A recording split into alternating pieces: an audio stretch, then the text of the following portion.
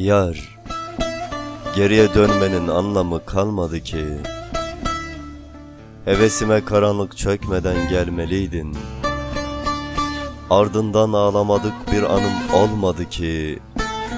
Gözlerimin yaşını dökmeden gelmeliydin. Ne sana ne aşkına çatmadım hiç kaşımı. Ayrılık zehir etti ekmeğimi aşımı. Asla eğmem dediğin sana kurban başımı. Olur olmaz önünde bükmeden gelmeliydin.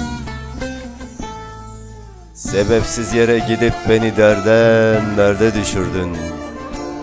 Yürekte mekan kurdun, aklım neden şaşırdın? Kara sevda harında benliğimi pişirdin. Canımı cayır cayır yakmadan gelmeliydin. Gelmeliydin. Çoktan tıkandı kalpler, akmıyor sevda arkı. Unutuldu sen gibi sana söylenen bir şarkı. Ne senden beklenti var ne de ölümden korku. Bu dünyadan elimi çekmeden gelmeliydin. Gelmeliydin. Sensizliğin kahrını üzerime yükledim. Yokluğunun derdine bir de gurbet ekledim. Gecelerin koynunda dönüşünü bekledim. Özlemler umudumu yıkmadan gelmeliydin. Gelmeliydin. İçimde coşan seller inan çoktan duruldu. Hasretin oklarıyla sinem çok kez vuruldu. Aşk çekecek hal mi var, ruhum böyle yoruldu. Her şeyimle hayattan bıkmadan gelmeliydin yar, gelmeliydin.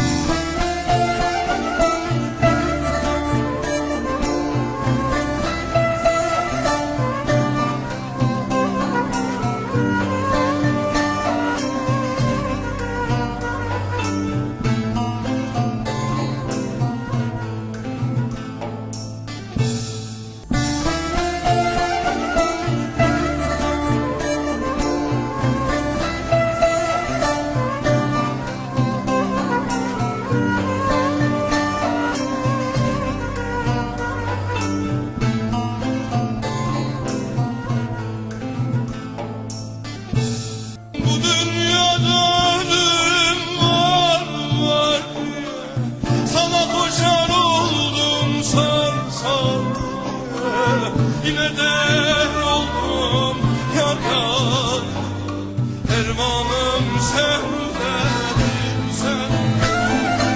Bu dünyada ölüm var, sana koşan oldum sar sar.